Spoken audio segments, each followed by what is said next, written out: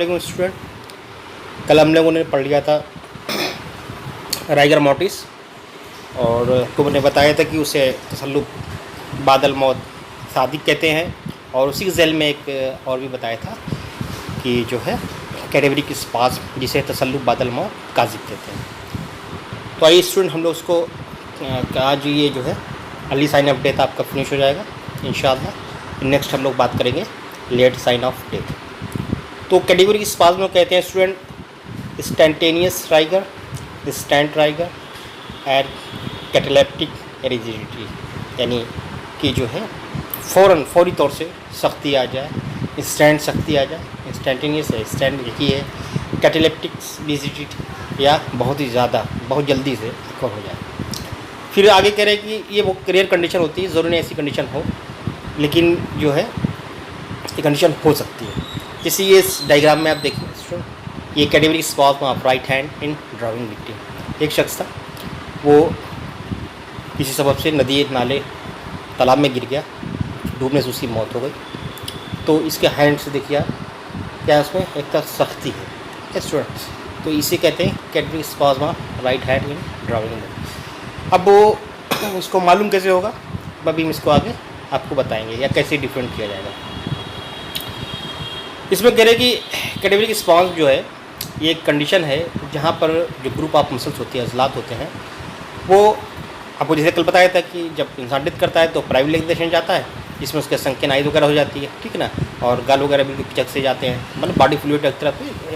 Gravitational की वजह से नीचे चला जाता है, ठीक है स्टूडेंट्स। लेकिन अगर मान लीजिए ऐसी कंडीशन हो जाए कि इसमें मसल्स वगैरह प्राइमरी रिलैक्सेशन में न जाए, डायरेक्ट उसी सिचुएशन में, यानी जिस कंडीशन में है वो उसी पोजीशन में रह जाए, ठीक है ना, तो ये कंडीशन को ही क्या बोलते हैं, कैटेगरिक स्पाज़्म बोलते हैं। अब कह रहे हैं कि ये इसका सबब जो है मालूम नहीं है ना। The cause of this sudden stiffening is not known but is usually associated with violent death coupled with emotional disturbance at the time of death. दो चीज़ें हो सकती हैं, एक तो उसको मारने के दौरान, है ना, या जो अपने आप सुसाइड करता है आदमी, या आदमी एक दो इंसान थे आपस में झगड़ लेते, एक भारी पड़ रहा है तो एक जो कमज़ोर पड़ रहा है वो अपने आप को बचाव कर रहा है, ठीक है ना, और उसके बाद क्या है कि उसका इमोशनल भी उस पर तशद्दुद भी हो रहा है और इमोशनली भी वो क्या है डिस्टर्ब है कि वो उस पर जुल्म हो रहा है और वो उसका सब कुछ आज़ाद जवारे क्या है वो सब डिस्टर्ब है, ठीक है ना। तो ये वजह हो सकती है कि जब ऐसी हालत होगी तो वो कंडीशन पैदा हो सकती है। या जो कहते हैं सुसाइड जो आदमी करता है, जब वो अपने रिवॉल्वर से अपने को गोली मारता है, उस वक्त भी उसके हाथ में जो रिवॉल्वर होता है वो क्या होता है कि उसके हाथ में बहुत ही तेज़ी से क्या है कि इमोशनल डिस्टर्बेंस होता है कि आदमी सुसाइड कर रहा है, अभी दुनिया से जा रहा है ना, अपने आप को ख़त्म कर रहा है, बहुत सारे प्रॉब्लम्स थे उसके, डिप्रेशन था, ठीक है, वो रह नहीं सका, बर्दाश्त नहीं कर सका, तो क्या इमोशन डिस्टर्ब हुए और उसकी वजह से क्या अब दोनों चीज़ शामिल हो गई। अब आप खुद पे अपने जुल्म करने जा रहा है। कोई इंसान इतना आसान तो होता नहीं कि जान खुद से आदमी ले या कोई और बाहर से कोई इस पर जान लेने की कोशिश करे, तो बहुत मुश्किल से जान निकलती है ना। तो ये क्या दोनों दो कंडीशन हो गई इसमें, ऐसी स्थिति में ये हालत पैदा हो सकती है। अब कहें कि आमतौर से होता ये है कि आपको बताया था कि मसल जो है एक प्राइमरी रिलैक्सेशन में जाती है, फिर राइगर मोर्टिस होता है, फिर वो सेकेंडरी प्राइमरी रिलैक्सेशन होता है, जिसे हम लोग पीछे लेक्चर में डिस्कस किया। क्लिक करें कैटेगरी स्पाज़्म में ऐसा नहीं होता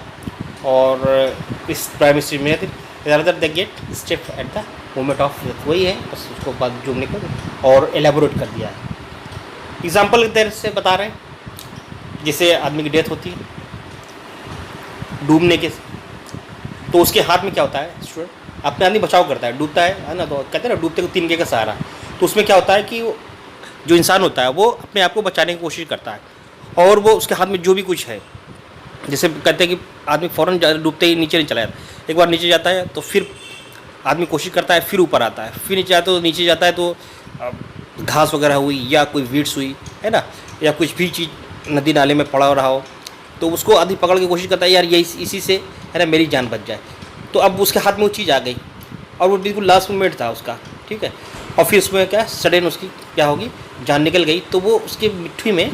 है ना वो कपड़ा या वीड्स या जो भी चीज़ है ना मर्ड्स वगैरह जो भी उसके हाथ में है तो वो वैसी ही रहेगी। अब आप इसको अंदाज़ा करिए कि अगर यही प्राइवेटाइजेशन होता है ना, अब इस तरह डिफरेंस हो जाएगा। अगर प्राइवेटाइजेशन होता तो जाहिर सी बात है आदमी डूबा हुआ है, ठीक है ना, तो उसके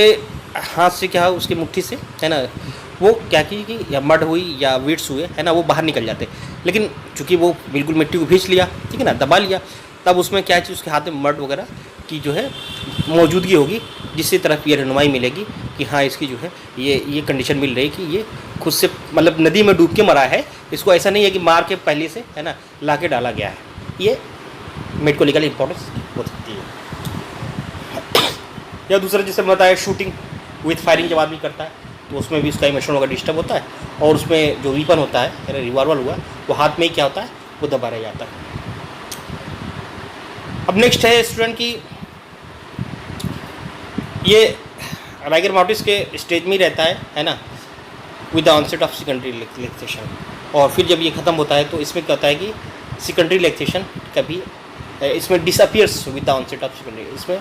वो नहीं होता, सेकेंडरी नहीं, प्राइमरी भी नहीं हुआ, सेकेंडरी भी नहीं, यानी कि एक कैटेगरी के स्पास में चूँकि प्राइमरी सेकेंडरी इसके अंदर नहीं हुआ तो इसलिए इस राइगर मॉर्टिस इसको एक्सट्रैक्ट कर लिया, अलग कर लिया गया। इसमें बता दिया कि जो जैसे हालत में है वो वही ही रहेगा, है ना, तो ये होगा कैटेगरी स्पास। अब करेंगे the condition commonly involve only group of muscles. ये मसल्स में होता है, जरूरी नहीं पूरे बॉडी में हो, कुछ मसल्स है हैंड्स वगैरह है ना, हैंड की लिम्ब है, रियरली होल्ड बॉडी, पूरी जिसम में इन्वॉल्वमेंट नहीं होता। अभी करें स्टूडेंट राइगर मॉर्टिस और कैटेगरी के साथ में डिफरेंस क्या होगा, इसको फिर हम टेबल में देखते हैं। फीचर्स करेंगे टाइम्स ऑफ ऑनसेट, ठीक है, राइगर मॉर्टिस का तो 1 to 2 आवर आफ्टर डेथ में राइगर मॉर्टिस अकर होती है, और कैटेगरी के पास इमीडिएट, इसलिए जो उसको ऊपर जो सिनम दिया क्या इंस्टेंटेनियस है ना rigor, instant rigor and cataleptic rigidity student, तो ये इसका एक डिफरेंस हो गया। दूसरा तीसरा है कि मसल्स इन्वॉल्व, यानी all muscles of body are involve gradually, और यहाँ पर जैसे आपको बताया कि इसमें जो है मसल्स ग्रुप्स ऑफ मसल जैसे लाइक हैंड का इन्वॉल्व हो सकती है या लिम्ब की मसल्स होती है वो इन्वॉल्व हो सकती हैं। अब नेक्स्ट बात करते हैं स्टूडेंट हमें डिग्री ऑफ स्टिफनेस, ठीक, इसमें क्या है कि कंपेरेटिवली मॉडरेट होती है, बहुत ज़्यादा सख्ती नहीं होती, एक दरमियानी सख्ती होती है कि अगर आदमी उस पर अगर खोलना चाहे उसकी मिट्टी वगैरह या उसको सीधा करना चाहे तो वो हो सकता है, या तो वो ब्रेक हो जाए। लेकिन करें कंपेरेटिवली स्ट्रॉन्ग, ये थोड़ा सी ज़्यादा स्ट्रॉन्ग होती है, अगर ज़्यादा इस पर जोर देंगे तो ये मुश्किल से जो है ये कि अपनी पोजीशन पे आए या कि ये ब्रेकिंग इसकी मुश्किल से होती है। अब प्रीडिस्पोजिंग फैक्टर में इसमें कह रहे हैं इससे कोई कंडीशन नहीं होती है, कोई हालत नहीं है कि जो बताए कि हाँ कैटेगरी राइगर मॉर्टिस होना है, लेकिन इसमें कहते हैं excitement, fear, emotional disturbance extra, ये सब चीज़ें इसमें शामिल होती हैं जो कि कैटेगरी स्पास की तरफ रहनुमाई करेंगे, उसकी तरफ इशारा करेंगे। अब मैकेनिज्म क्या होता है स्टूडेंट, एक ब्रेक डाउन ऑफ एटीपी का जैसे बताया था, आपने पढ़ लिया भी होगा, समझ भी लिया होगा, है ना, कि किस तरह से मसल्स अपना एक्टिव मायोसिन कैसा वर्क करता है, और कब जो है उसको फिर उसको एटीपी के ज़रिए सप्लाई होती रहती है ना, फिर जब एटीपी भी खत्म होते कबार होते तो ग्लाइकोजिन आ जाती है, तो वो भी थोड़ा बहुत रिजर्व जो एनर्जी होती है उसको आगे बढ़ाती है ना, तो एक स्टिफनेस सी रहती है। तो इसका एक तरह की एटीपी नहीं मिलेगी तो इस बात एक्टिव मायोसिन आपस में जुड़ जाते हैं ना, और एक जो है वो अपना सख्ती बना लेते हैं। इसमें कह रहे कि कोई मालूम नहीं हो रहा है ना, रिसर्च किया होगा, जाना होगा साइंटिस्ट ने, उसके मसल्स को मास को लेकर के टेस्ट किया होगा, लेकिन उन्होंने लगा नहीं कि मतलब कोई चीज़ ऐसी हो, क्योंकि वहाँ पे एटीपी की मौजूदगी हो सकती होगी और एक्टिव मायोसिन भी अपने उसमें कंडीशन में होंगे, तो इसलिए इसका कॉज अननोन है। नेक्स्ट हम बात करें स्टूडेंट तो वो है कि मेडिको लीगल इंपॉर्टेंस क्या है कि help to know the time since death position of the body, जो कल आपको बताया था, इसको और एलैबोरेट करने की ज़रूरत नहीं है। अगर आपने इसीलिए मैंने इसको आज अपलोड कर दिया जल्दी, ताकि कल ही अपने ताज़ा पढ़ाए तो इसमें जो है इसको पढ़ने में आपको समझने में और आसानी हो जाएगी। अब नेक्स्ट हम बात करें उसमें कि कैटेगरी इस बात में कि help to suggest manner of death, यानी कि मैनर ऑफ डेथ मालूम हो जाएगा कि आदमी जैसे 2 ही कंडीशन अभी आपको बताया गया किताब में, है ना, और भी कंडीशंस हो सकती हैं, अब उसमें जहन लगाएंगे तो उसमें कंडीशन भी मालूम हो जाएगी, लेकिन 2 ही कंडीशन है कि आदमी जो है जैसे ड्राइंग में डेथ हुआ तो उसके हाथ में मिट्टी मड वगैरह हाथ पे थी, या आदमी ने खुद सुसाइड किया तो जिस रिवॉल्वर को उसने अपने हाथ में पकड़े हुए था वो रिवॉल्वर उसके हाथ में क्या हुआ, बिल्कुल सख्ती से वो मौजूद रहेगा। ओके स्टूडेंट, अब हम लोग बात कर लेते हैं इसका लास्ट पॉइंट है मेडिको लीगल इंपॉर्टेंस। तो कह रहे कि presence of category sponge indicate the person was alive at the time of instantaneous rigor, यानी कि ये चीज़ अगर हो रही है, कंडीशन ये मिल रही है कि उसकी मुट्ठी में मर्ड वगैरह है या रिवॉल्वर उसके हाथ में है, तो ये मालूम हो जाएगा कि ये बिल्कुल ज़िंदा रहा और फ़ौरन एक बैक वक्त उसकी सडन जो है अनसेट उसकी मौत, इंस्टेंट उसकी मौत हुई होगी, ठीक है ना। फिर दूसरा है कि अगर मड वगैरह कीचड़ है और कोई ऐसी चीज़ पाई गई तो ये चीज़ बताई गई कि ये इसकी है ना, ये ड्रोन्ड बॉडी है और बाहर से ला कर किस तरफ है ना, it indicate anti bottom nature of drowning, और ये भी बताएगा कि ये जो है मतलब है ना,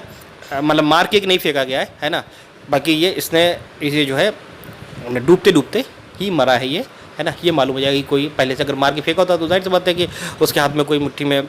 या कोई मड हो या माली मिट्टी वगैरह होती तो वो अगर नदी में फेंका जाता तो वो जाहिर सी बात है कि जो उससे प्राइमरी एक्सटेंशन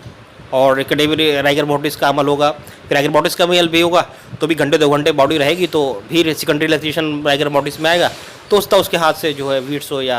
जो भी कुछ हाथ में वो क्या है पानी की वजह से निकल जाएगी, बह जाएगी। लेकिन अगर कैटेगरी स्पाज में है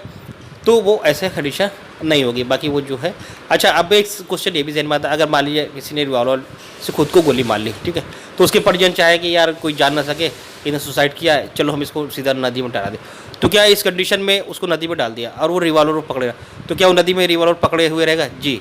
तो जब तक वो रहेगा है ना पानी में तब तक वो रिवॉल्वर उसके हाथ से छूटेगा नहीं, क्योंकि वो ऐसा मैकेनिज्म है कि वो मैकेनिज्म नाम तो मालूम भी नहीं है, लेकिन जो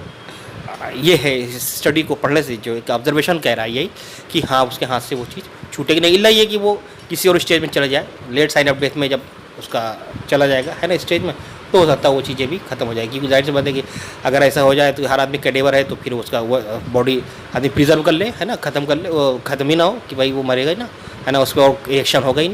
नहीं, बल्कि इसलिए कहा कि इन्होंने 2 ही जगह पे बताया कि वो हैंड्स की मसल हो सकती है या लिम्ब हो सकता है, वही इन्वॉल्वमेंट होगा तो उसी में ही देखा जाएगा, बाकी चीज़ें जो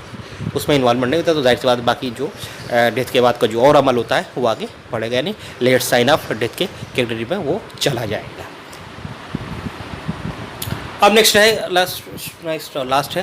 कि presence of some object like knife और foreign body like button, torn cloth, hairs extra may helpful in investigation to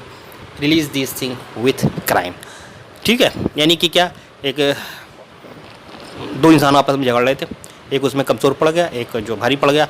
अब जो कहते हैं ना खिस्सानी बिल्ली खम्बा नोचे, तो अब जाहिर सी बात वो कमज़ोर पड़ रहा था तो अब वो क्या करे, तो उसके हाथ में जो भी आया भाई वो फाइटिंग तो कर नहीं सकता था, कराटे वगैरह जान नहीं सकता था, तो उसके हाथ में अपना सर झुका के उसके हाथ में जो भी कुछ आया वो क्या किया, उसने बटन नोच लिया या उसके कपड़े को इस पाट फाड़ के अपने हाथ में पकड़ लिया, है ना, या कुछ भी ऐसी चीज़ें हैं जो उसकी तरफ, या चाकू को ही बचा रहा था तो वो जाहिर सी बात है कि नाइफ बचाते हुए उसका हाथ कटा होगा, ठीक है ना, तो वो जिस हालत में होगा वो ऐसे ही तरफ रह जाएगा। ये बताएगा कि हाँ इसके साथ क्राइम हुआ है, तभी इसका इमोशन डिस्टर्ब हुआ होगा और फिर जो है जिसकी वजह से इसकी डेथ हो गई है, और ये कैटेगरी स्पाज बताएगा कि ये क्राइम की वजह से हुई है। अगर आदमी खुद से, है ना, क्योंकि अगर नाइफ वगैरह का भी इस्तेमाल करे आदमी खुद को सुसाइड करने के लिए, है ना, तो ये हो जाएगा कि भाई नाइफ का कटिंग मार्क्स तो नहीं होगी, है ना, उसके हैंड में तो कटिंग मार्क्स नहीं होगी, बाकी अगर गला वगैरह काट रहा है तब तो वहाँ मिल जाएगी, लेकिन उसका क्या है कि नाइफ का जो पिछला हिस्सा है ना, जो पकड़ने वाला हिस्सा वो हिस्सा होगा उसके पास होगा तो ये मालूम हो जाएगा हाँ इसने सुसाइड किया होगा। लेकिन अगर कटिंग वगैरह हिस्सा है फिर उसके कटने के बाद फिर किसी ने हाथ में पकड़ा दिया तो ये मालूम हो जाएगा क्राइम की तरफ इशारा करेंगे। ओके स्टूडेंट, ये थी एक मुख्तसर सी हमारा जो टॉपिक था जो कि मैंने आपके सामने प्रेजेंट किया। उम्मीद को आप इसको पढ़ेंगे, इसको समझेंगे और फिर इंशाल्लाह हमें नेक्स्ट लेक्चर आपको लिए फिर से लेके आएंगे। तब तक के लिए मुझे इजाज़त दीजिए। अल्लाह हाफ़िज़।